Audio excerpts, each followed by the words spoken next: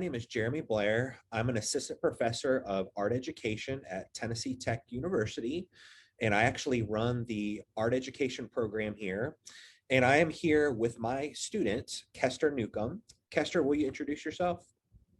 Hi, my name is Kester Nucum. I'm actually not an art ed major. I am currently a sophomore computer engineering major with a double minor in music performance and honors. And I'm the only non-art ed major in Dr. Blair's STEAM studio class this semester, and it's been a blast. So I'm very excited to be here today. Well, thank you for bringing that up. So one of the reasons why me and Kester are presenting together is me and Kester have known each other for a couple of years now. And, Kester has been very dedicated in his engineering degree, and he's been very interested in how the arts have really enriched him being a part of the orchestra. And I have been teaching a class called STEAM Studio here at Tennessee Tech for a couple years now.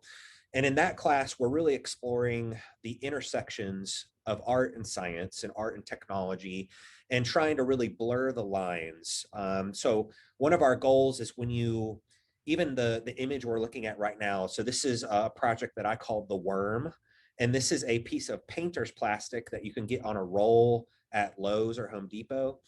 And all students did was tie it. So they have tied a seam to actually connect this from just a flat piece and turn it into a round form. And then we attach it to a box fan and actually inflate it. And I really want to kind of blur the lines and confuse people and be like, are we in an art class? Are we in a science class? Like, where are we, right? Um, so that's what we've been exploring all semester.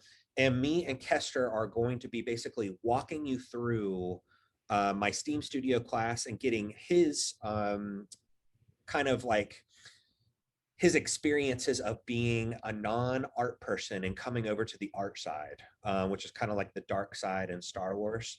And he's going to talk about some of his experiences. I'm going to talk about my experiences. And we're really going to do our best to kind of blur the lines and show that art and science are really not that different. There's a lot of trial and error. There's lots of major parallels. And it's only in recent history where we've decided to really separate the arts and sciences. So that's what we're going to do today. So let's go ahead and get started with our presentation. So the first thing that we wanted to do was just establish, what is STEAM? So anyone that is going to this conference is probably pretty familiar with STEAM. So here's a fairly formal definition of it. And then you'll see how that definition kind of unravels and kind of has a lot more legs to it. But our formal definition of STEAM here at Tennessee Tech is STEAM education is a reaction to STEM education. So if STEM education didn't exist, the arts wouldn't have an A to, put somewhere. So STEM education really happened first, and then the arts came along and wanted to be connected to it. So we created STEAM. And it's a philosophy of teaching and learning that equally values and merges the interdisciplinary fields of science, technology, engineering, art, and math. So a key issue with this definition is equally value. Okay, so if I go into an art class and for 1 minute I mention the chemistry of how this paint is created, that's great. But 1 minute is not equally valuing the chemistry and science of paint. Okay, so that's where this class is really trying to add value, is showing students that it's not just we're referencing art or science, it's how can we make them equal partners in everything that we do. Right. To go on with our definition, STEAM's primary goals are to unsilo school disciplines and illuminate the universal connections that exist in all these different disciplines. We also want to practice creative and critical thinking. We want to solve problems, and we want to prepare students for careers in life. I am not interested in preparing students for a standardized test. That is like hell to me. I will not do it. I want to prepare them for their life. Okay. So those universal connections that I just mentioned, those could be nature. They could be all kinds of things where art and the sciences intersect on. And then, of course, any type of critical thinking We try to explore, every week in our class in STEAM Studio. And then lastly, STEAM is very local, meaning the way that I implement STEAM is different than the way that you will implement STEAM. It's different than the way Kester is going to implement STEAM in his future practice, because everyone's skill sets are different. Our resources are different. Our environments are different. So reading a book about STEAM, it's hard to just implement what people might be asking you to implement, because everyone does things differently. So I really encourage people to just develop their own version of STEAM based off of things that they've seen, things they've been inspired by, but mainly being inspired by their students. Okay, so let's move forward to a position statement. So whenever I kind of define something, that's based off of my practice, I always like to support it with something. So NAEA is the National Art Education Association, which you might not be familiar with if you're a STEAM or a STEM educator. So I'm not going to read all these to you, but basically STEAM has become this massive phenomenon in art education, and in STEM education as well. And the highest governing organization for art educators and art teachers, art museums, everything kind of under that arts education umbrella, they are aligning themselves with STEAM education. So some of the things that they establish are, that STEM education encourages creativity and innovation. STEM education acknowledges the rigor found in visual arts. There's sometimes a stereotype about how arts don't have a lot of rigor, and that's very much the opposite. So having, some of these STEAM practices woven into an arts curriculum really shows the rigor that is in arts. And then the last one I'll mention is, STEAM education is integral to driving workforce innovation in a variety of fields. So Kester, if I say STEAM is driving workforce innovation in a variety of fields, what types of fields just pop into your mind that would benefit from STEAM education? Pretty much every field you can think of. So as Dr. Blair mentioned before, one of my, interests is, just engineering education and just STEAM education and just how to integrate that. And something I've learned through, interviewing many teachers is that STEAM, or like STEM, now STEAM embodies pretty much every single career that you can think of. So like, for example, engineering, a lot of what I've applied, whether, it be pendulum paintings or just building a card or arcade game, that's really helped me drive what it means to think as an engineer. And I know anything from, let's say, accounting or human ecology or education, all of those could really help students learn, STEAM could really help them learn what it means to truly innovate and to truly, there are 4 C's of the 21st century skills, which are critical thinking, collaboration, communication, and creativity. And as I've learned what it truly means to have that STEAM mindset, it's that creativity, that critical thinking really has helped shine a light, whether it be in music, whether I go play the violin in orchestra, whether I, am a leader in a club, which is kind of more administrative size, like kind of like a business, or just, presenting in front of you, like as if I were a salesperson or a marketer, all of that incorporates some sort of a STEAM mindset. So that's why I'm very blessed to be in this class and to really, see how STEAM could just incorporate all aspects of not only my life, but just all these careers, and especially my career as a future computer engineer. Well, thank you. You should be a salesman for STEAM education for sure. So let's move forward. That was awesome, Kester. So I want to go through pretty quickly some origins of STEAM. So most of you that are watching this have heard of STEAM. You probably do some elements of STEAM yourself, but you might not be familiar with where it actually came from. So of course we know that, the arts have injected that A into STEM and created the word STEAM. But the arts have been doing this forever, actually, since art was even defined, but it started to get really popular in the 1990s in K through 12 education. There was a term called interdisciplinary art education, and you would see art teachers doing projects on climate and geography, and history, and really being these very interdisciplinary, trying to break down those walls that exist in K through 12. And the first phrase was interdisciplinary art education. There's multiple books on it. So here's one book that is very relevant still, called Interdisciplinary Art Education, Building Bridges to Connect Disciplines. So art teachers have been doing this for centuries and centuries. And then higher education and research caught on to it, especially in the 1990s, leading to books like this one. And then in 2012, there's probably the most famous art school in the world is the Rhode Island School of Design, which they call RISD. And in 2012, they started a program called their STEAM Fellows Program. And this was before schools were putting the A in STEM. Okay, so they were attracting thinkers to their university. They were attracting technologists and artists and historians, any type of deep thinkers that could work in very interdisciplinary ways.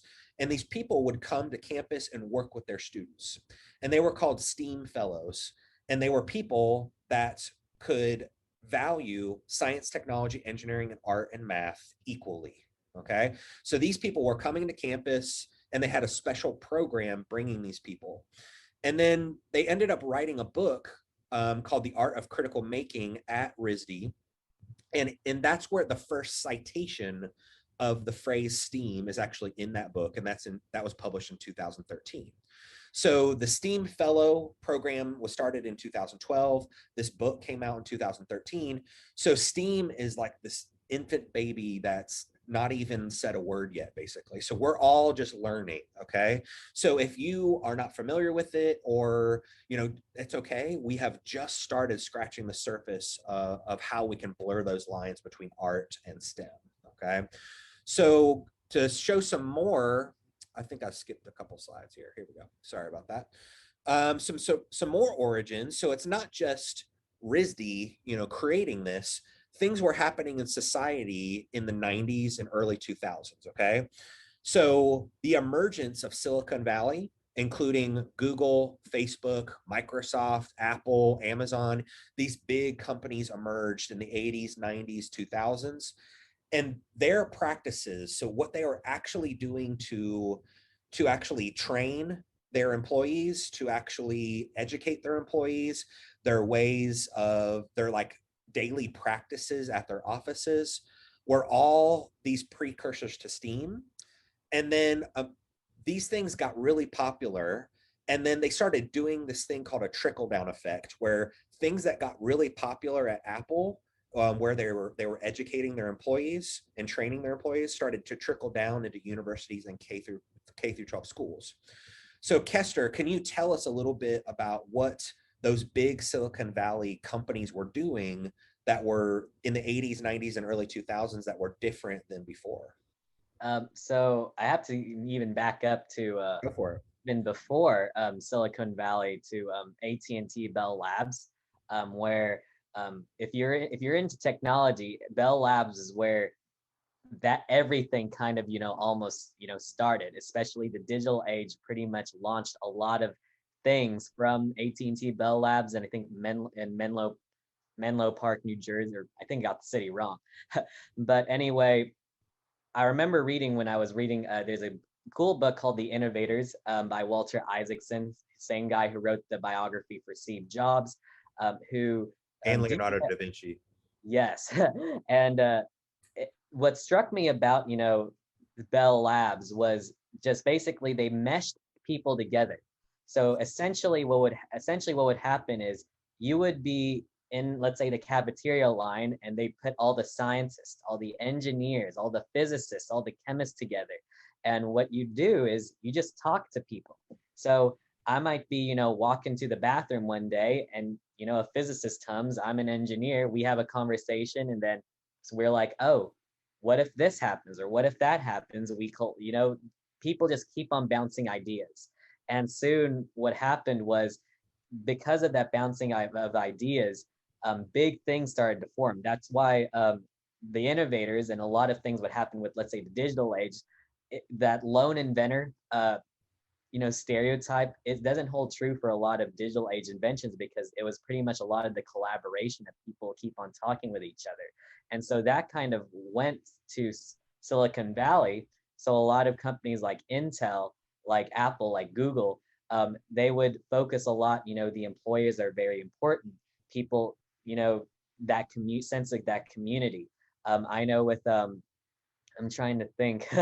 um, I know Apple, their headquarters is actually a big circle, because they don't want you to walk in a hallway just like straight up and down. They want you to keep kind of walking in circles, because people had their doors open. You never know, people just keep on crossing in and out with each other. And it's because of that bouncing around of ideas that you see, some of the biggest technology in advances happen. So and I know with current companies like Google, Facebook, Apple, and Amazon, a lot of their corporate culture, they really provide a lot to their engineers, to their scientists, to where you feel supported.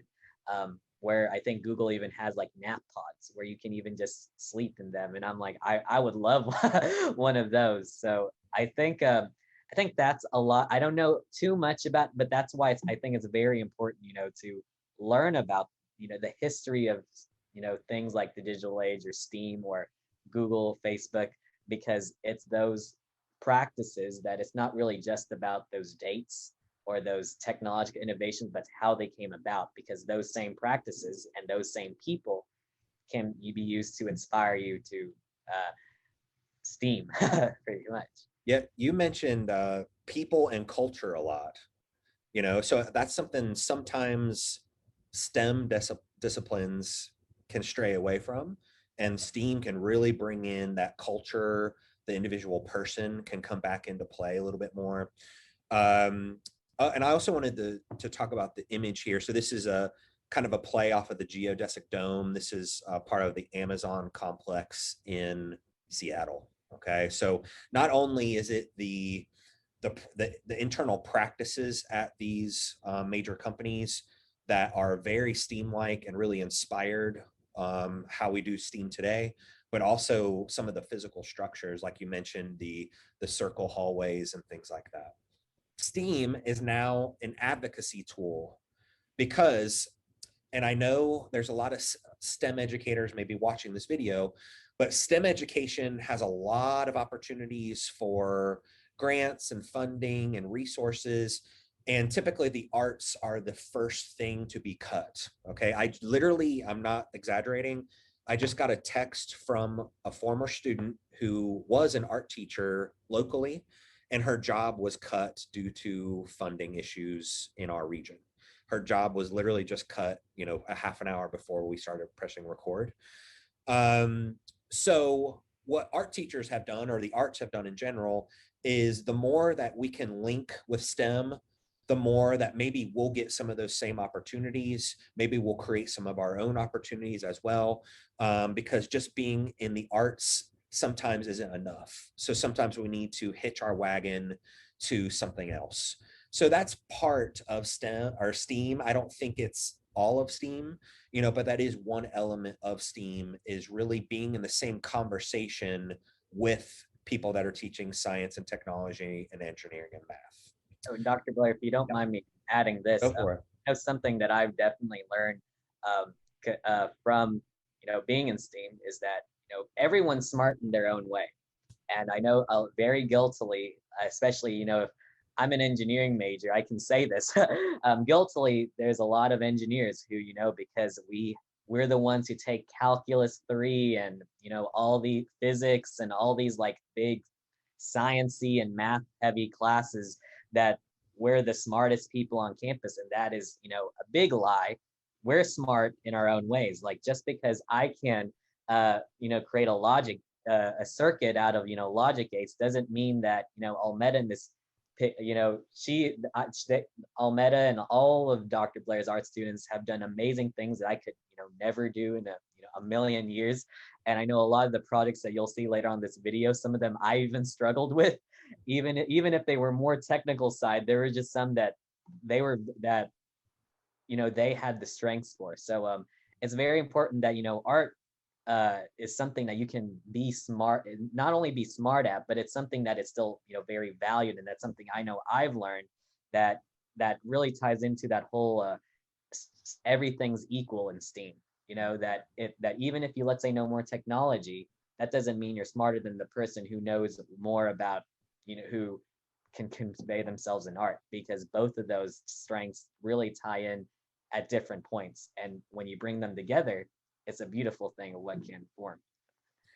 Yeah, you've been doing, thank you for that, Kester. You've been doing a great job this year of showing your appreciation. So I think STEAM, maybe that's a big word I need to write down and add into our syllabus for next year, is that when the arts are building these relationships with the sciences, these artists and art educators are really building up this appreciation for science and technology and math. And then I think it works the other way around too. So when STEM educators are injecting more creativity and creative writing, and maybe a science teacher is teaching through some performance and having students act out things, that's very STEAM. And that science teacher can really gain a lot of appreciation for the different part of our brain that it takes to produce this type of performance or produce this type of art. So I love that kind of mutual appreciation that can happen that maybe doesn't happen when we're in our separate hallways and we're in our totally separate courses. And some of the best thinkers in history, were at that intersection of the arts and the humanities and science. I mean, I know I sent you, like, it was like over spring break where I sent you a quote by Steve Jobs, where one of the people he looked up to was Edwin Land of Polaroid. And he says, I read something about Edwin Land, about great people who stood at the intersection of arts and of humanities and the sciences. And that's what I wanted to do. And this is coming from Steve Jobs. And, Einstein played the violin, and that helped him figure out the theory of relativity. Leonardo da Vinci was a polymath. And we even had a whole day where we went through STEAM artists, and some of them were architects architects or scientists or all sorts of other people who you may not consider artists, but they were scientists, as well as like Anna Atkins, who was a biologist who created the first who cyanotypes in the first you might correct me, it was the first photograph book or something. So you're referencing, so at the very beginning of our semester we go over a bunch of like STEAM artists or just STEAM people. And Anna Atkins was the first female in history to actually do this alternative process photography called cyanotypes, which most people have probably heard of. It's that blue photographic process. And she is considered to be the first woman to ever create a photograph of any type. And she would literally collect algae in England, all these different species of algae, and lay them on pieces of special paper that's coated in a special chemical, and actually document all of the shapes and the form of these algae, and actually publish these images into a book. So there's just all these amazing people that are a mixture of artists and scientists, and there's just an endless list of them. So let's keep rolling though. So another origin of STEAM is the internet. Okay. So when I was born in the early 80s. So the internet technically kind of existed, but it really didn't become everywhere you go, the internet is being used until I was in grad school, actually. I didn't have a laptop when I was an undergrad. I didn't have a smartphone until I already had a master's degree and was in my second teaching job. So pre-internet world was so much different. So now that students were literally born with the internet, where most of my students were born in, I think like when were you born, Kester? 2001. 2001. I was going to say most of my students were born in like 2001, 2002. So even references like 9/11 are not a thing as much anymore. And then being born with the internet, as not only with devices, but with the culture of the internet. So that means we have this whole generation of students that literally find information differently. They learn things differently. They respond to things differently. They communicate with each other differently than what I did. And I don't even feel like I'm that much older than them, but there's this, but having the internet and not having the internet creates this massive difference in culture. So we need methods of education that can fit with our current students that were born with the internet. So Kester, can you give us a couple of examples of how you were born with the internet and that makes your learning and education different? Oh yeah. So I remember I got my first, let's see, my first phone at like sixth grade when it's spelling bee. So that's why I got my phone. But I really got like my first smartphone in eighth grade. And I just remember, growing up, I'll, watch TV, played with Legos, uh, played video games. But it was really when, what made it critical was like middle school and high school. You just have that vast information just like ready at your fingertips. I love learning. Yeah, I developed a love for reading, in ninth grade and being able to, find books that I've never heard of or meet authors I've never, interacted with. I actually was a book blogger in high school, and being able to have social media and be in contact with people that still are supportive of me, even all throughout college. And I've never met them before, but that we've known each other from just being on book Twitter and uh, keeping in touch, and just to see all that vast, information just growing up, and just being able to watch anything from YouTube videos to one of the greatest things I know, for example, is I love, classical music. And for me to be able to look up any single piece of classical music I wanted to on YouTube and know I can find recordings and stuff like that, that's something that, you have to go to the vinyl shop. Where if you wanted to know whether or not you have to wait for the newspaper, or you wanted to know, you had to go to the library. And for me to get instant notifications that something happened, that it's certainly been very daunting, but very mind blowing to also think that all the vast information that's out there. So. Yeah, one little tidbit is I remember my girlfriend in college what kept bothering me to get an email address. And I'd be like, why do I need an email address? What is that? And so, and I'm Kester, I'm not that old, right, Kester? I'm like super No. young for a professor, right? So so it's just been so accelerated with digital technology. And one of the things I'll bring up before we go to the next slide is the internet does not have disciplines. Right. So when a student that's your age or younger approaches a keyboard and starts typing in something that they're interested in learning, there aren't all these categories and labels and hallways like schools have. It's just there are no, it's anti-disciplinary, right? So we have to really view education in the same way that how are our students learning? How are they communicating? That's how we need to be providing that information to them as well. And that's really hard for most teachers because most teachers are a little bit older than this last generation. So we really have to learn through methods like STEAM. And then eventually people like Kester will become the leaders of education. And I'll be learning from them as these young, bright teachers that are changing the whole platform of education. And I'll be learning from them as a professor and getting better.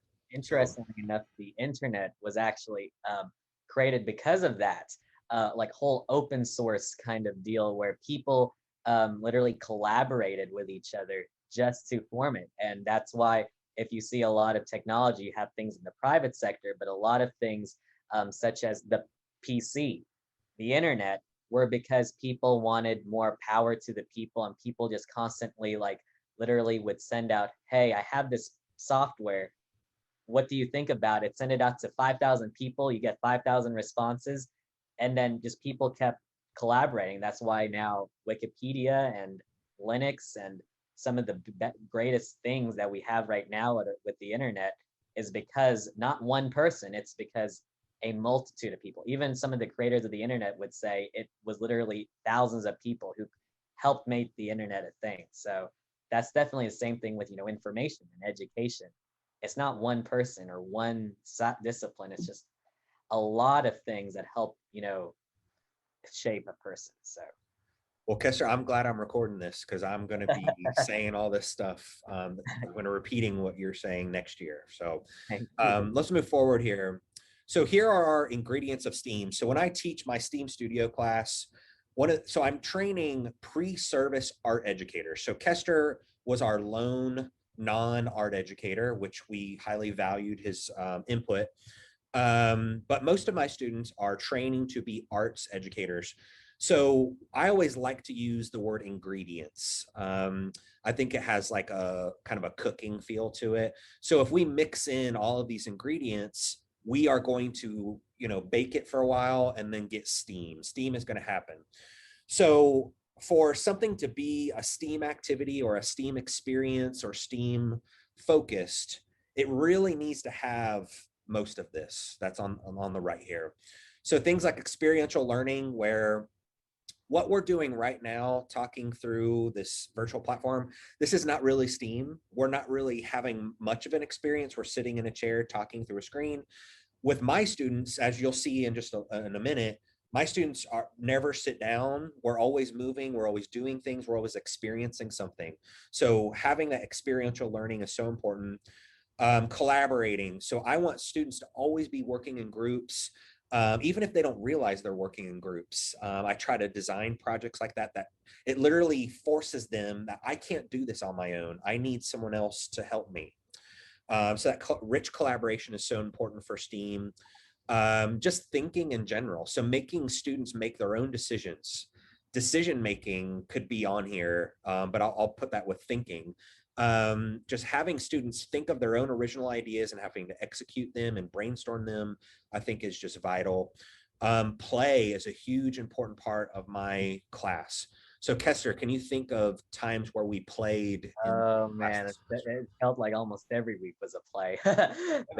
It was I literally the first day of class, it was like the second or third week when we did our first product was slime, and Mhm. literally it was just the best thing I had done up to that point. And I remember walking in, immediately went to a lab after that, and I just came in, acted like the crazy person out of like a hall of engineering majors. Was like, guys, I made slime today in class, and everyone, I know I made some people jealous and made some people think I was crazy, but you know, um, for me as an engineering student, like we're constantly bombarded with information, and believe me, unfortunately, a lot of my friends or a lot of people I know um, are just feel so stressed out because constant workload and constant things. So going into Steam Studio, having that 6 hours of just, I know I don't have to worry about homework. I can fail and not worry about it affecting my grade. Just having fun. It's definitely taken a lot load and helped me even see why it's important, to prioritize to my social life or my working out or other things that help me realize that all work and no play makes Kester a stressed out guy. So yeah. And think of in you're this high achieving college student. So imagine, K through 12 students, who are still children, really emphasizing we need students to just play and mix ingredients and see what happens, right? Making is a big thing, or I want students to make something. Okay. So we experiment and play a lot, but we also make some sort of product. I always put emphasis on the process more than the final product, but I think making something is really important. We also do a lot of problem solving where I'm purposely giving them a project that is going to create a lot of problems on purpose. And then they have to constantly try to solve those problems.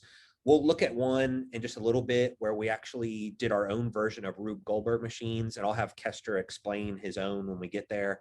But there was a lot of problem solving that happened there. We also teach with a lot of big ideas. So we don't just launch into, let's play and make something. We also have a major theme that's kind of the thread that goes through it. So even when we were making slime and Play-Doh on the first day of class, which might seem kind of juvenile to some college students, it was actually has a lot of chemistry, a lot of kind of the basics of chemistry. And the students had to really experiment with the different ingredients and the different amounts of ingredients. So having themes like chemistry and physics actually weave through some of these art projects I thought were really successful. then I want students to innovate things, to actually come up with stuff that they've never even thought of before, and to take a lot of risk. So Kester, can you think of something just off the top of your head where you had to like take a risk in Steam Studio? I know a risk that failed for me was art thoughts because I Okay. thought I could create a car that moved and had wheels, and that just was a big flop. But well, really the biggest risk I was taking this class honestly, Okay. because I knew that and this would have been a great closer, but I'll probably repeat it again. But so this class, it doesn't count towards my major at all. It's 6 hours a day that could have been devoted to work or studying or something. And I just felt I prayed over it. I was like, God, what do you want me to do? And I was like, okay, I'm gonna take Steam Studio. And I felt that in church when I was like, I felt like I was like called to take this class. And literally by taking this risk, I've honestly learned way more about engineering, way more about STEAM than a lot of my other engineering classes.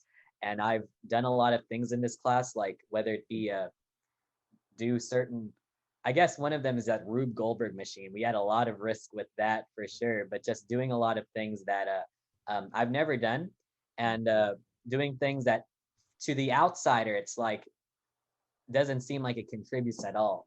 But it made me realize, STEAM, this class has really made me realize some education isn't simply just ticking off classes and trying to get a degree. It's college is, I'm here for an education, not for a degree. And this class really cemented what that truly meant. So probably repeat that for the closer, Sure. but I can That's explain fine. more. But That's perfect. So yeah, sometimes when we're making a project, there's a risk involved. Sometimes just entering the room has risks in it as well. Um, I love that. So I also want to hear a lot from students. So that's something that I've noticed my teaching practice has really progressed in the last several years. The more I ask them questions, get their responses, we have debates in class. We talked about the history of video games and video game design in this specific class this year. And there were some heated discussions and totally different opinions going on. I loved every second of it. But because if I just presented, here are the facts, you need to learn the facts, that old philosophy of a student is an empty vessel and I'm going to fill them with knowledge, I totally disagree with that. I think my students show up with all kinds of insights and life experience, and I want them to respond to the curriculum and the experiences, and get personal with it instead of just being blank and I'm giving them information. So their voice is so important.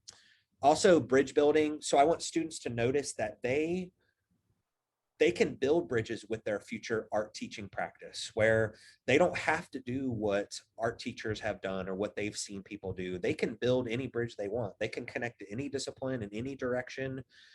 So we model a lot of that in this course so that when they go develop their own practice, they are they're ready to actually be that bridge builder type person.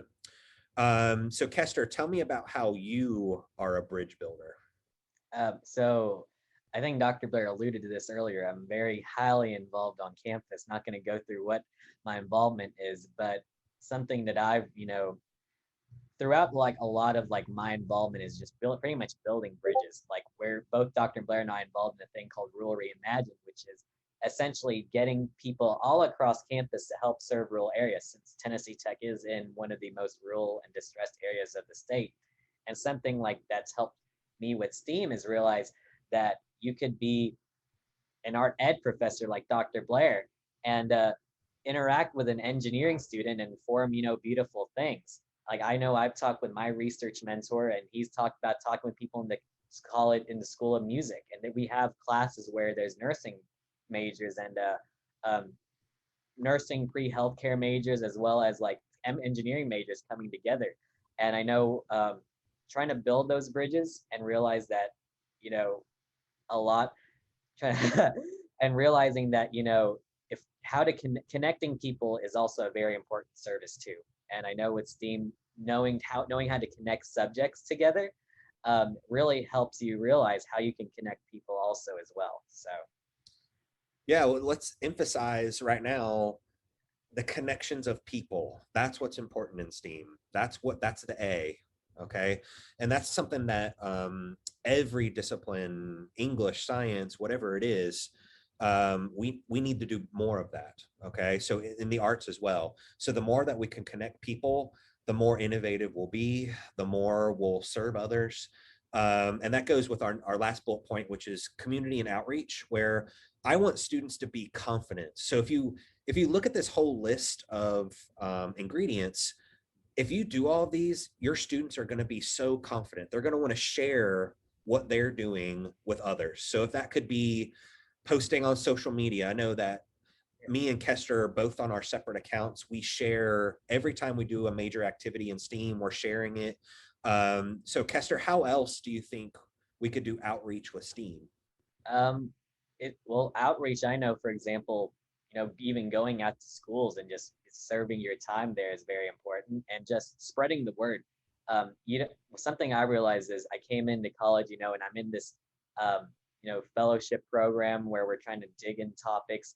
And what I realized is you don't even have to do a big, gigantic, let's say, you meet every month to volunteer at a local school, just by simply talking with people, by simply having conversations with people, by posting on social media, by sparking those conversations, really helps get, that bridge building, that community out. I know I posted on social media, and there was a guy I met at a conference like a long time ago in high school, who I've never really talked with, but he commented on one of my Instagram posts, and we had a good conversation about STEAM. And that's what I'm, looking for, because that's something I've realized is, making connections is outreach, and even having conversations that, if let's say no action problems are done, but I walk away with new knowledge, and the person with me walks away with new knowledge and hopefully something that challenges their thinking. That's outreach in a sense. So outreach isn't. I had to tell myself outreach isn't just necessarily do big. And I know with COVID, uh, in the club that Dr. Blair and I head for, a Rural Reimagine Club, uh, doing a big service project, that's not just outreach. It's inviting people to come speak, having speakers and having conversations, because that's outreach as well. So. I'll say one more thing on that is I bet Kester, you probably noticed this, that in a class like a class that involves all of these things on the right here, I bet after week 2 of being in this class, you probably knew everybody's name. Oh yes. This is a class of 20 students, which is actually a pretty big class for an art class at Tennessee Tech. And not only knew their names, you knew a lot of their personalities, they knew you. So students, when they go through this process and they go through a STEAM experience, they learn so much about each other. And it's not, and we don't have to formalize it. It's when I'm making Kester and his small group do a Rube Goldberg machine, they have to communicate at a very high level to get this thing to work. So they have to really know their tendencies. They have to, they have to really intimately know each other, which is a big difference from the engineering program. Is that correct, Kester? Oh yes, believe me, I said that exact same thing to Dr. Bill, like the second week of class, where so basically my schedule is kind of set up where I have STEAM for like STEAM, and then immediately afterwards I go to an engineering lab. And I remember the second day of that engineering lab, and granted we are in COVID times, but this has been what I've seen in a lot of my engineering classes. Even before COVID, I walk in and literally everyone was dead silent in that like lab, and we were all in a big auditorium, and I was just like, this just does not feel right. I know some of y'all know each other, I know y'all like are friends, some of y'all are buddies, why aren't you not all talking?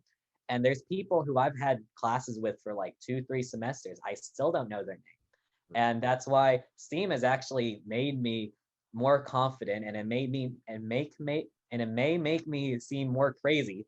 I'm probably like the crazy engineering student out of like all the engineering students, because I think very differently. Um, it's like I'm going out, and like if I meet someone, I'm gonna ask them, try to talk to them, like try to get to know. And honestly, because of STEAM Studio, I've actually been able to know more the names of people in my classes, people I see every day, and not complain to them. I try very hard not to complain about classes. I think to us engineering students or even students in general, like I'm kind of getting annoyed by literally when you meet each other and the first thing you go is, so class was really hard. But just talk to them and be personal and be social, because we need more, positivity. We need more, we need a lot of that, that just try to de-stress and just know that, we're there for each other. And that's why love getting to know people all across the campus, and my involvement in, Real Reimagine and other organizations have allowed me to know people in pretty much every single college on campus, because it, broadens you as a person. And it also means that every person that I know more is another person that I can say hi to and hopefully brighten their day, and with a, even a short brief conversation or something. So yeah. Well, thank you so much. That was a perfect ending to community and outreach. So let's move forward. Okay, here is our course. So the course that Kester is in right now, I have designed all of these different types of activities and experiences for students, and they're loosely in order from probably easiest or not as complex to the most complex. Okay, so we begin the semester making Play-Doh and slime, discussing chemistry.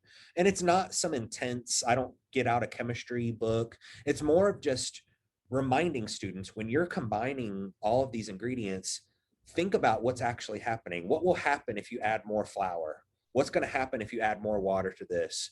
And just recognizing that all the chemistry that's happening. The next one, we explore math through some instructional drawings.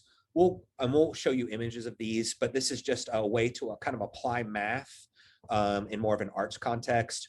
We make a huge inflatable sculpture after that. And then my students liked doing that so much, and they had so much fun doing it. We did another version of it that I call Bag Monsters, which is based off of an artist named Joshua Allen Harris. So we'll show you some images and videos of these things. They also engineered their own cardboard arcade.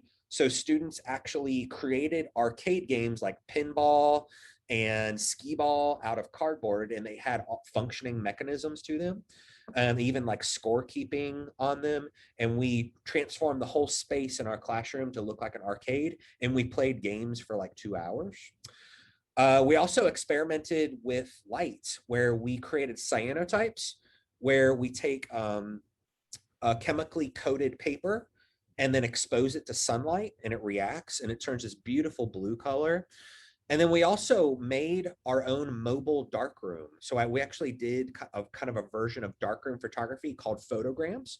We'll show you images of those. We also made robots. So we made robots that make art that I just call art bots. And these are robots that have these little vibrating motors on them. And they're a lot of fun. We'll show you a couple images of those or videos of those. We also created a pendulum. We actually created 4 different pendulums in our studio with extension cords that are hanging from our ceiling, and actually attached paint cups and paint bottles to those cords. So as they swing, they actually make marks with paint. So they actually paint with physics instead of using a brush in our hand. We're actually letting the physics of the pendulum actually paint. Then we actually created, we worked with physics again and created Rube Goldberg machines. We called them chain reaction art machines, but they were these huge, massive structures that, just like a Rube Goldberg machine, they actually have these reactions. And the main purpose of them was to make art at the end of them. And you'll see a couple videos of those. And then we had students make their own video game using MIT's Scratch program and just experiment with coding. Kester has already done a lot of coding. The rest of my students have never done it before. So it was a very new thing for them. And then lastly, my students are making like teaching videos. So they are making these videos that we're going to eventually send out to schools. So it'll be like demonstration videos on how to do STEAM projects.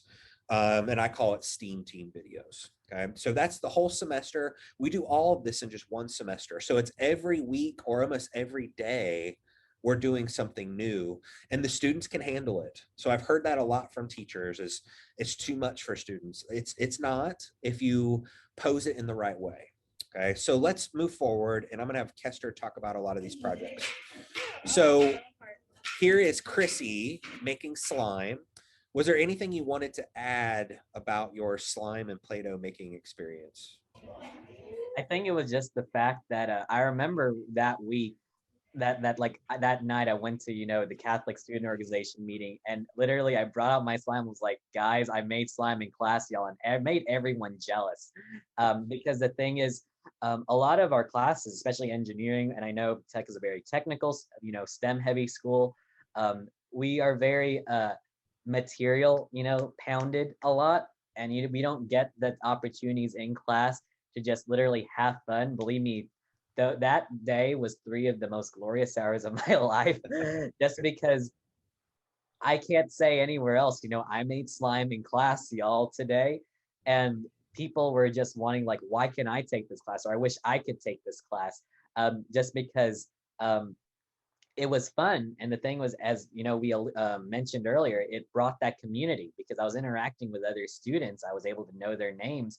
That was really an important aspect that, unfortunately, especially like classes where I sit down, they lecture, maybe half the time I'm dozing off or just like have a blank face because I don't know what in the world they're talking about. Like, the classes that I honestly remember the most are the ones where I've had that, conversation or just had that fun, or where the teacher was personal, like Dr. Blair. So definitely the Play-Doh, yes, maybe there's a lot of chemistry, there's a lot of trial error, but for me, what stood out was it was a great way to just start off the semester easy and socialize and really uh, feel like you are welcomed in a classroom. Because I know I came in engineering without really much of an engineering background. I mean, I was very STEM heavy. I loved math. Like, I competed in math. I, made great grades, especially in a lot of my STEM classes. But I came in, having imposter syndrome, thinking, I'm with people who built their own PCs. I don't know what CPU stood for, um, which is like the major part of one of the major parts of the computer. So uh, knowing that when I came into STEAM, literally I was the only engineering major in a bunch of art ed majors, and yet I felt belonging, and I felt welcomed, versus some more cold-hearted, just cold classes where you're just like, I don't know anybody, I don't want to talk with people. So I think that's definitely what stood out to me with this project for sure. Well, great. Yeah, it was a great starter to the semester, creates that environment, and everybody gets to know each other. It's that icebreaker, basically, right? Then we had our instructional. I'll explain this one. So basically, there's an artist named Sol LeWitt. Sol LeWitt was a minimalist artist. And you can see it on the right side of this image. There's a little piece of paper with lines of text on it. He was such a minimalist artist that he would write out instructions to how to make a work of art, and it would involve a lot of measurements and angles and points, and he would handwrite them and fax them to a gallery. Then the gallery would receive that fax and then read it, and then someone who worked at the gallery would have to actually draw the mural on the wall of how this artist instructed it. So the artist didn't draw anything. He just faxed over the instructions. So I did the same thing to my students. I just printed out the exact faxes that Sol LeWitt sent out, and then I had them interpret it. And they couldn't look at examples or anything. They just had to read these lines that had lots of math, lots of measurements in them, and then they had to interpret them with the materials that we had. So this was a piece called 50 Points, where they put down 50 individual thumbtacks, and then they had to take a thread, and each point has a thread that has to connect to every other point. And I don't think they've achieved that here, but they've tried. They did a valiant effort, and this took hours to create, and it creates this beautiful effect. So Kester, can you think of any quick little thing that you remember about instructional art? And I remembered like thinking at the time that there's a lot of like when you have the STEAM mindset, you connect it with other disciplines, and computer science, this looks just like a graph.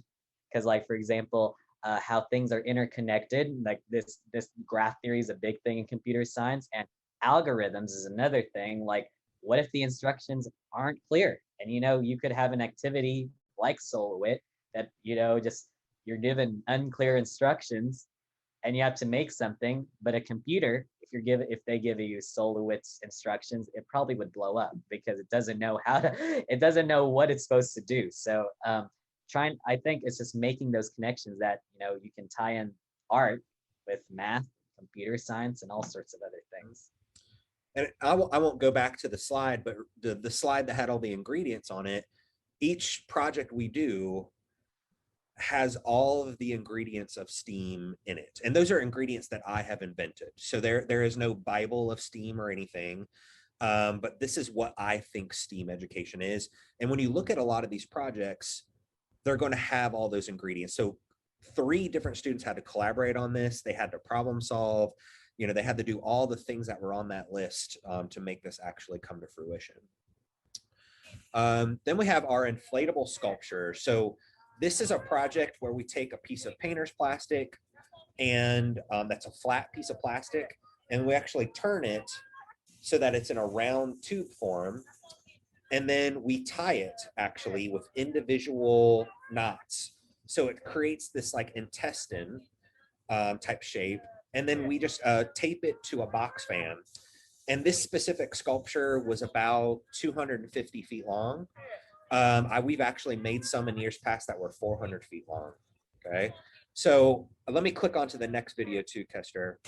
So what do you remember about this process? Oh, it was the funnest thing ever, but it was also a lot of troubleshooting because you have holes and you try to do something and then you have to tie it again.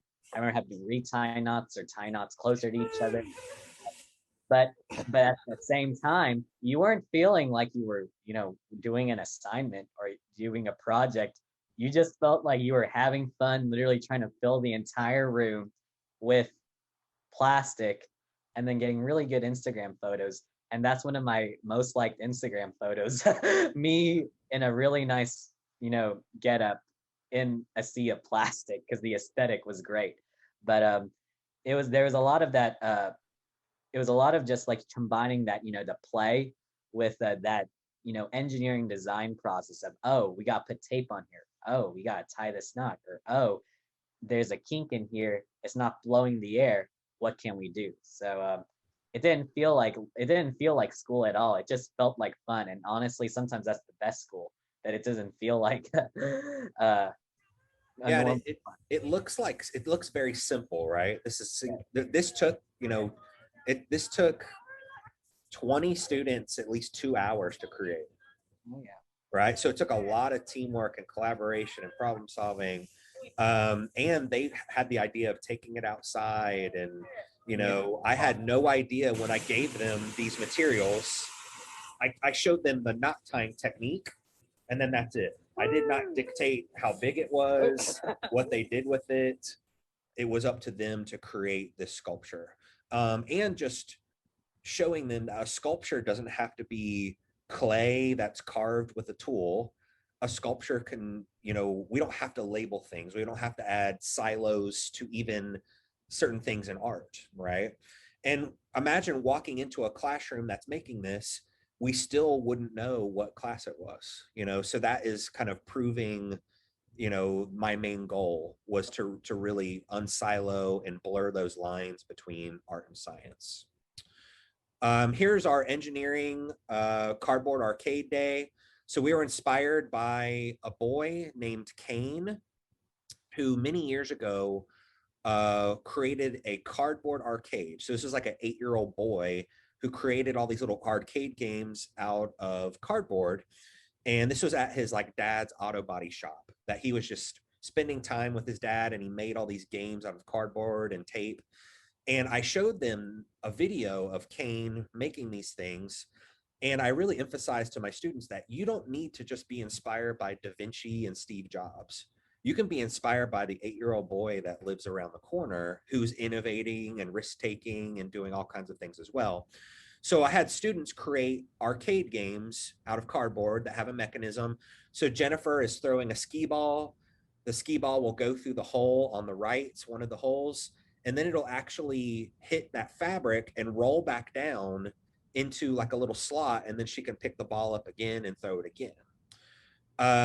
Here's a video of a pinball machine students made with rubber bands and popsicle sticks, all kinds of thumbtacks. They drew all over it too, right? And then we have Kester. So Kester, will you explain your cardboard machine? So my cardboard arcade machine is called Jaren Bevin's Christmas Party. So I'll tell you, I found a cardboard box. I don't have that thing anymore because I didn't know where I would put it. But so basically, it was a box that just had Jaren Bevin Christmas, and so I was like, "That's me and my wife." Yeah, and so I was inspired to create this game where essentially my idea was to launch ping pong balls and it would land at places. So when I saw the box, I was like, why not it land on a Christmas tree?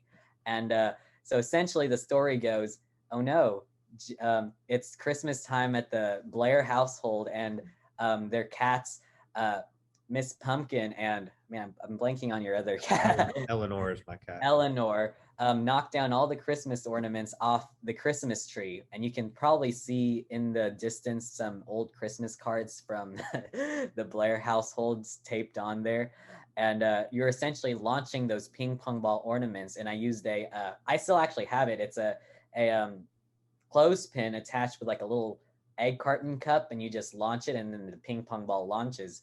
And so you had 2 minutes to try to launch all 22, and it was very hard. I think the highest score is 20, or I actually got tied best in score for that. And one of the biggest things I remember from this process was this is engineering, but it's not how it wasn't taught like a lot of engineering classes do, because one of the biggest questions that I constantly got that Dr. Blair that I got here and not in some of my engineering classes is, okay, it works, or okay, this is good, or okay, this isn't good. How can we make it better? Mm-hmm. Because it was like, how can we make the launcher better? How can we make the design better? I remember it was because of Dr. Blair was like, how can it aesthetically look better? Because I didn't even wrap anything around it. And then I just put some red wrapping paper and put some Christmas lights, and it looked a lot better than it did before. And so that's why I just had a lot of fun creating this project. And it wasn't even for a grade or necessarily. There wasn't a rubric. I just let my ideas come. And sometimes I don't know. I don't realize it. Sometimes I'm not the best with, creating ideas, but I had one. It constantly went through many iterations and talking with other people and seeing what works and trying things out. And what I originally envisioned is not the final product. And so it definitely was one of the most wholesome products I've definitely done, because it really taught me, how to critically think, okay, this works, or hey, this doesn't work, or how can I get the ball to roll back, or how can I make sure the ball doesn't, do this or do that? How can I make sure that it's difficult, but it's still fun? And believe me, when you're there for 2 minutes trying to launch ping pong balls with a little launcher and trying to get as many to work, it passes by really fast. And I didn't realize how fun it was until I actually went through some iterations and really changed up how the scoring was. So it certainly was, I think it was my favorite. I would say it was my favorite project out of all of the projects, just because it really cemented that, I'm an engineer. I actually did something that I never would in a million years thought, because I came in not really building things. I mean, I built Legos, but it was always with the instructions. So building this with nothing at all, just my head, for me, it gave me that much big confidence booster as an engineering student, to really want to pursue engineering and trust whatever comes in my head. And some ideas are good, some ideas are bad. Believe me, you'll see an art box that I crashed and burned that day. But I really found that I loved building, and I enjoyed spending hours at night in the drawing studio where we hold class, just building this. And even though I had other assignments, building this like was literally the funnest thing I've ever done. So. Sure. Yeah, perfect. And I remember people were gathered around watching people try to beat your game. Oh yeah. So it was a lot of fun as a community builder too. So not only are these cardboard machines, like these last three machines, not only were they fun engineering experiments, but they literally brought the class together. We set up all kinds of pedestals and tables and put all these machines on them. And it was like a celebration of what we've created as well. Oh, and by the way, I even invited one of my best friends to come. And the thing is, like, to have the ability to invite one of my best friend to come and just play a lot of the games and make those memories, and even just have someone outside. He's an accounting major. I'm an engineering major. Just have him see the art ed world and just have fun with me on a nice Tuesday afternoon. Believe me, that meant a lot. That was one of the greatest memories I'll probably, have. That my best friend and I in two different majors or two different programs are able to have fun in a class that's not even within our degree programs. And that's a great social event, fun thing. So. Awesome. Yep. Perfect. Then we created some photograms. So this is my expertise. So as a practicing artist myself, I actually do what's called a photogram. So Kester has one that I gave him behind him on the wall, framed in his apartment. But a photogram is basically you have to have a light tight space. So this is Hannah, our student from STEAM Studio. We're in a storage closet. And we have a special safe light bulb, which is creating that red light. And we have a pack of paper. It's just a white piece of paper that has a very specific type of light sensitive coating on it. And it's called a contact print, where I'll take out one piece of paper and then I'll just choose an item. So it could be items I find from outside. It could be anything. And I actually put those items directly on top of the paper. And then I'll take like a flashlight and just expose that paper to a very quick flash of light. And then I'll take the items off the paper and then put it through a 3-tray chemical process. So the first tray is your developer, which actually makes the image show up. The second, you actually remove it and then put it in the next tray. And the next tray is a stop chemical, which stops the developer from working. So it keeps the image looking how it's looking. It would just turn pitch black if you let it keep developing. And then the last one is called a fixer, which kind of acts like a conditioner of sorts. And then you just let it soak in water. So what we did is we created this mobile darkroom unit that had little vents on it, it had lights on it, and this was all put on a cart. And we just wheeled it into the closet, and students, just 2 at a time, would go into this closet and make photograms. Okay, so it's very similar to a photograph. So Kester, do you remember anything from your photogram experience? I remember that was when I made mine. I was like, man, guys, I made art today. And I remember being in the room, and I was like, don't rush me. I'm like trying to figure out how to put things together, because I was like, I'm not as artsy. I'm a musician. I'm not that artsy. And so like, but to see just the final product, regardless of like how it looked and just the whole process, it was very cool. And certainly it was very cool to just, see what Dr. Blair's things were. And I know some people had really amazing photographs, and it just takes a lot of light, a lot of experimentation. And I think that's something you realize in STEAM. Art and everything is just a lot of experimentation. And that's where those same principles kind of like lie through. So. Mm-hmm. Yeah, and every piece looked totally different, which is a big goal of mine as an art teacher, that everything that a student creates is unique to them. Okay, let's move to art bots. Okay, these are kind of loud ones. So these are little vibrating motors.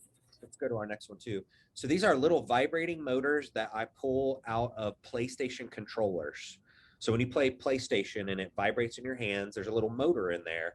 And I actually have students hot glue those motors directly to like a cup or a container. So you can see the motors on the sides there. One's about to pop off, it looks like. And I also have them take a battery lead.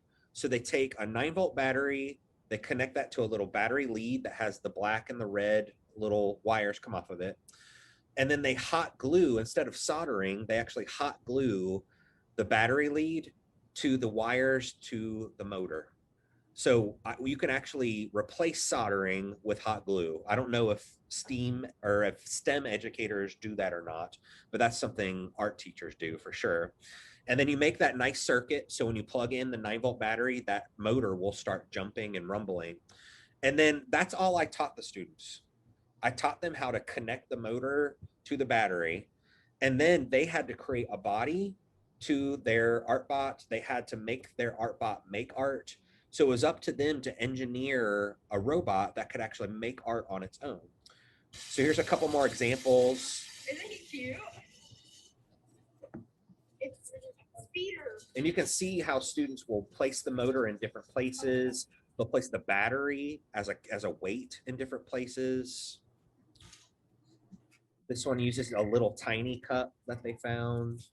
We shall try. Hold up. And the feet are actually Q-tips. Okay, so everyone created a totally different art bot. Kester, can you add any quick little insights on art bot? Mine failed, or mine worked, but it wasn't my best work. I knew it could have been a lot better, but I tried to do it. I tried to make a car.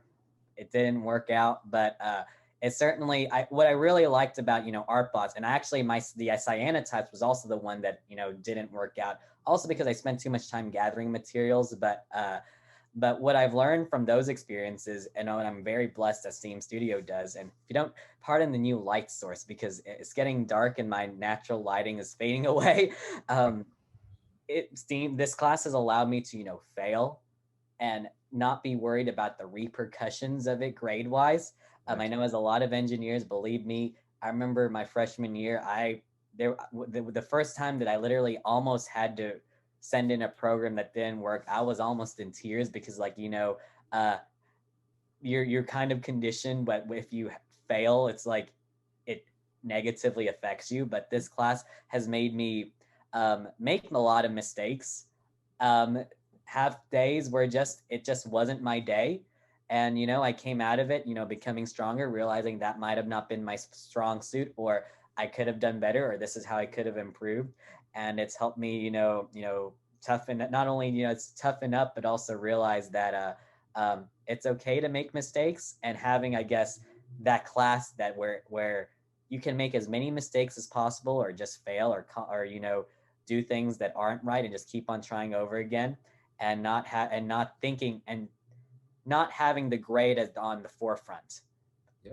I think that's why Steam Studio really was beneficial for me, because I could make mistakes and have days where it didn't do what I wanted to do, but I learned from it, versus worrying about whether or not it would give me, I would fail that test or not, because I've had my fair share of tests where I made a mistake and I was worrying that it would greatly affect my grade. Yeah, one of the things I think I said it in this class at the very beginning, but I say it a lot in all my classes, is I am so happy when you fail. Yeah. Truly, it's genuine. I want you to fail, because then you'll figure out how it works and you'll be better from it, right? Mm-hmm. If you just halfway do something and it kind of works and you turn it in, you probably haven't learned much from that, right? So failure is so important. And the way I do grades is you basically get 2 grades the whole semester. One of your grades is just how you've done on all of these projects as a holistic whole. There's not a rubric for every project that you do. You don't get a grade for each project, because then you center on that too much. You worry about it too much. You're not part of the community anymore. You're worried about your score. I want you to be worried about what are you learning? How are you connecting with others? Or not worry about anything, right? Just be your natural self. And I know a lot of K through 12 teachers will be watching this and they'll think I'm insane, but having a grade every single day makes your students center on the grade. Okay. So if you just free up and not grade everything and free it up so that they can have a genuine experience, then they will perform much better, actually. So thank you for mentioning that, Kester. Let's move forward. Okay, we got pendulum painting. Okay, so this is an extension cord that's hanging from the ceiling, and we have it pulled way down. And then this is just like a traffic cone that we are hanging from the extension cord, and we filled up the traffic cone with paint, and we drilled a little hole into the end of the cone so that the paint would actually come out. So tell us your impressions of pendulum painting. Oh, that was one of the fun days. That was one of the most fun days of like, I'm actually wearing jeans that are like splattered, still have the paint, uh, still have like the, I just blanked right there. Whatever the name was, like paint splotches on my from that day, and believe it was a lot of really a lot of trial and error. We had to experiment with different ways of just how to get the pendulum to just work, and it wasn't. We tried many different variations of cups and paints, and we couldn't. It took our group a while to find our groove until I put a nice weight on our thing, and we made some really nice art. And I know Jenny and I, we came home with some really nice pendulum art that I still actually have hanging on my, or just on my shelf. And like I said, it was just one of those, it stuck out to me just because, you could combine physics and art and, form, beautiful like pendulum painting. And and those who do professionally, I'm just like amazed by it. So yeah. Yeah, one thing I'll add to that is every week we try to transform the studio. So it's every week it's like totally different colors, different materials. Sometimes we're filling the entire room with an inflatable. The next week we're covering the ground with plastic and paper and painting all over. So there's a lot of risk as a teacher too, because who knows what my students are going to do with this. I'm barely showing them anything. I'm just giving them a little guidance and then they run with it.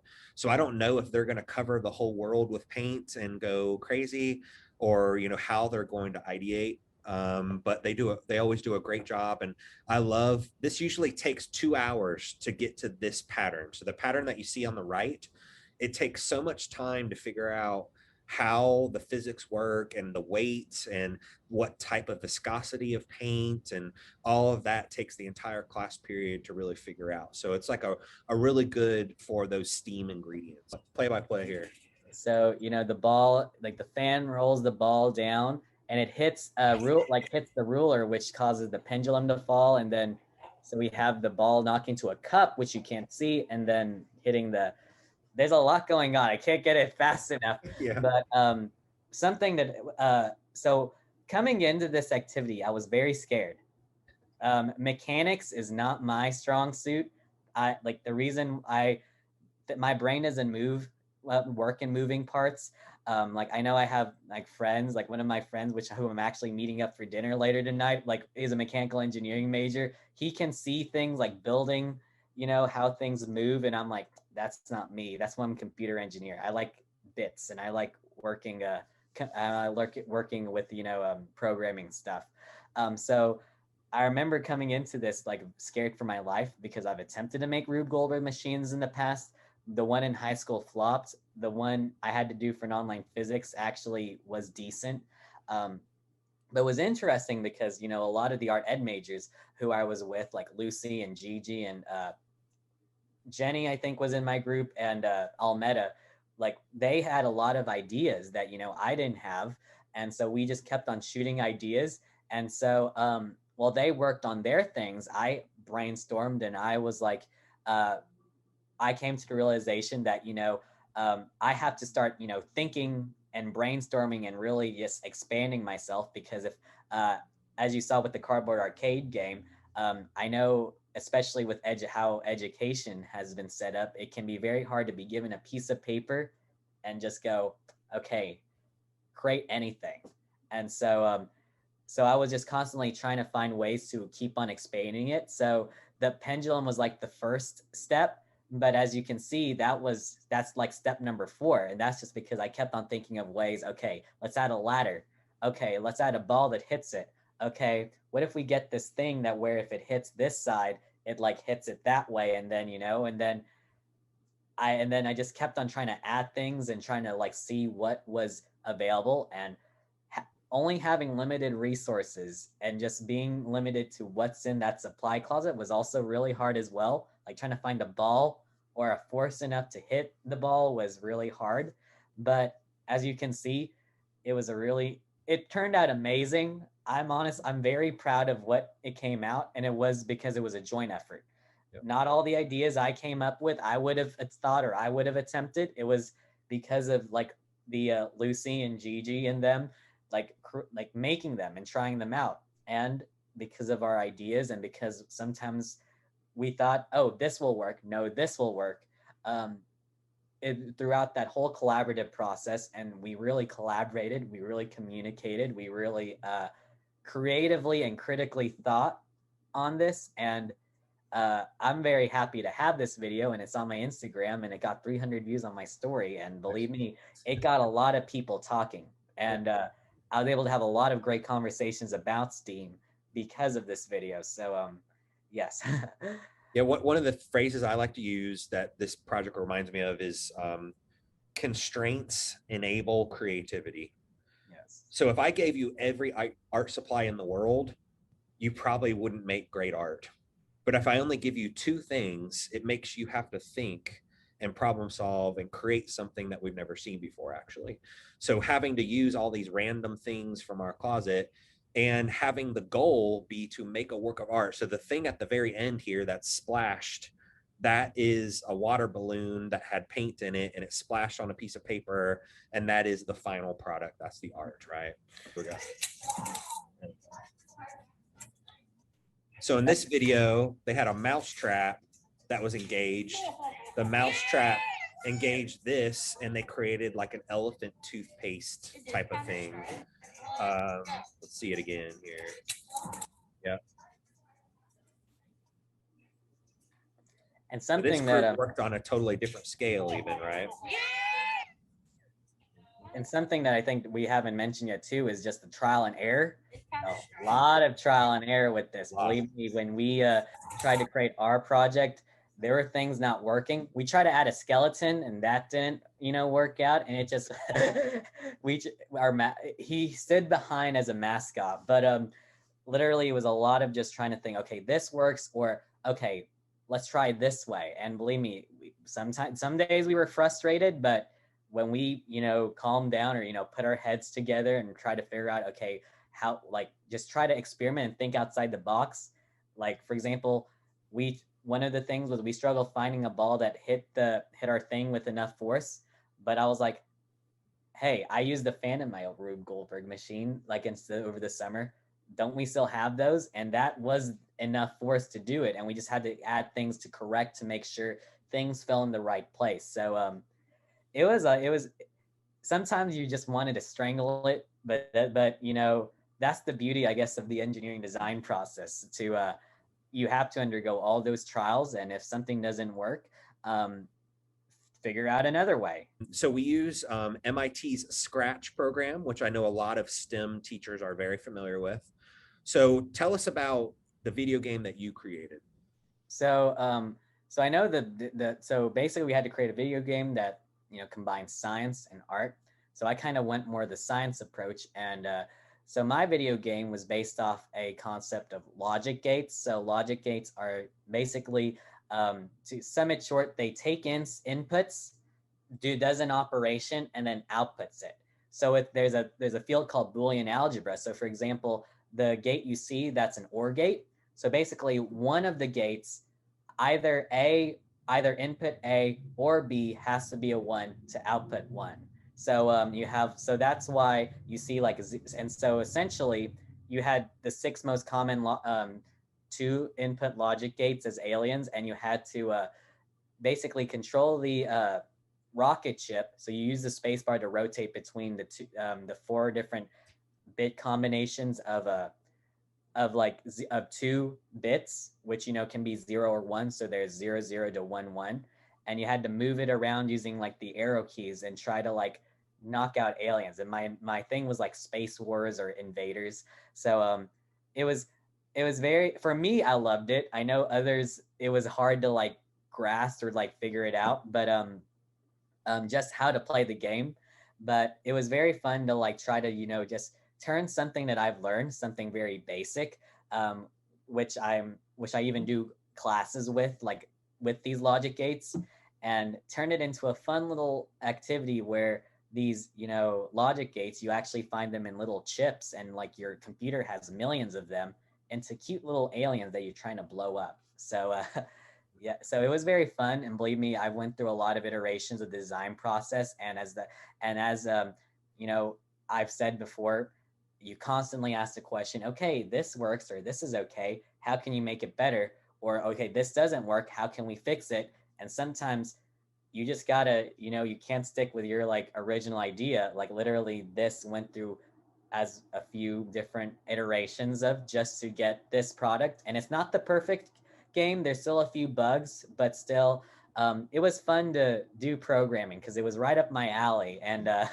do something pretty more in my zone. So Then here are my final thoughts. So here is my kind of final thoughts as a professor, and then Kester's going to give his final thoughts. So my final thoughts are that STEAM's primary goals are to unsilo school disciplines and really discover that universal web of connections in nature, science, and self. Okay?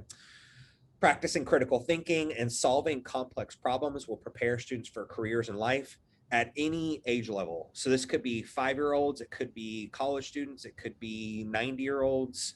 We need to do this at every level of our life. STEAM is unique to each school and practitioner. So please be confident in your interpretation and explore the intersections.